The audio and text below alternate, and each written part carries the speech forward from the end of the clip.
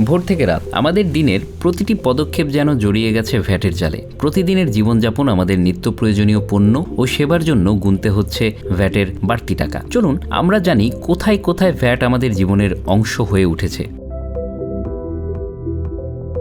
সকাল শুরু হয় দাঁত ব্রাশ করার মধ্য দিয়ে। আমরা যে টুথপেস্ট এবং টুথব্রাশ ব্যবহার করি সেখানেও রয়েছে ভ্যাট।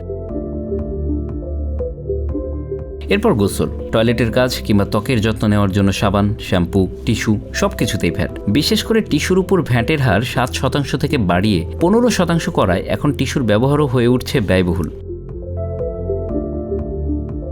নাস্তার টেবিলে যদি থাকে পাউরুটি, জ্যাম, জেলি কিংবা বিস্কুট, সেখানেও আপনার জন্য অপেক্ষা করছে ভ্যাট। বেকারি পণ্যে ভ্যাট বৃদ্ধির ফলে নাস্তায় খরচ বেড়ে গেছে।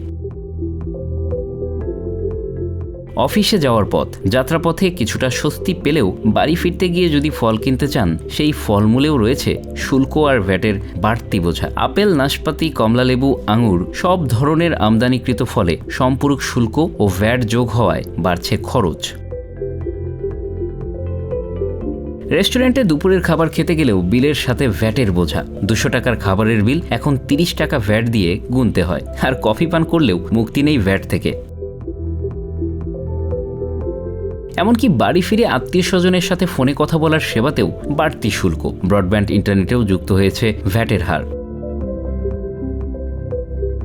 ঈদের মৌসুমে পোশাক কেনাকাটার সময়ও ভ্যাটের বোঝা। ব্র্যান্ডেড পোশাকের উপর ভ্যাট 7.5% থেকে বাড়িয়ে 15% করা হয়েছে। রান্নাঘরেও কিচেন টিস্যু সহ আনুষঙ্গিক পণ্য 15% ভ্যাট।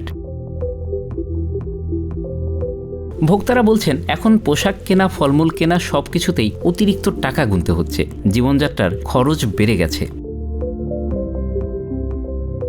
শুধু খাদ্যপণ্য আর পোশাক নয়, বিনোদনের ক্ষেত্রেও ভ্যাট। সিনেমা দেখতে গেলে বা খেলাধুলার আয়োজন করতে গেলেও গুনতে হচ্ছে বাড়তি খরচ। এমনকি চশমার মতো জরুরি প্রয়োজনীয় পণ্য এর আওতায়। সানগ্লাস কিনলে কিংবা কোনো হোটেলে অবস্থান করলেও ভ্যাট গুনতে হয়। বৃদ্ধি পেয়েছে আকাশপথে ভ্রমণের শুল্ক। প্রতিটি ক্ষেত্রে ভ্যাট যেন আমাদের জীবনের অবিচ্ছেদ্য অংশ। এই ভ্যাটময় জীবনে সাধারণ মানুষের জীবনযাত্রা হয়ে উঠেছে ব্যয়বহুল। নতুন করে ভ্যাটের হার বাড়ানোর ফলে মানুষের দৈনন্দিন জীবনযাপনের চাপ আরও বাড়বে। Bangla affairs, news desk.